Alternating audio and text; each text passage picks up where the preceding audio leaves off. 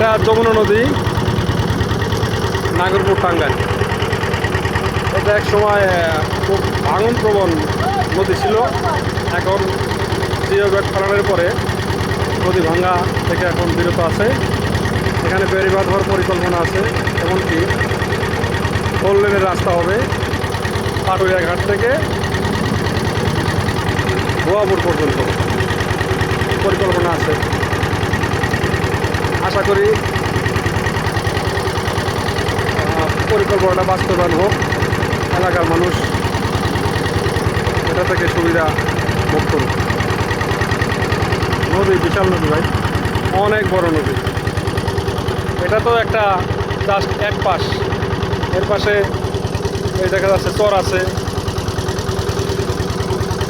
চরের ওই পারে নদী আছে, তারপরে চর আছে, তারপরে নদী আছে, তারপরে চর আছে। এরকম কয়েকটা নদী, কয়েকটা চর আছে, বিশাল বড়। এখন তো পানি কম, এই জন্য আর কি চরগুলো দেখা যায়।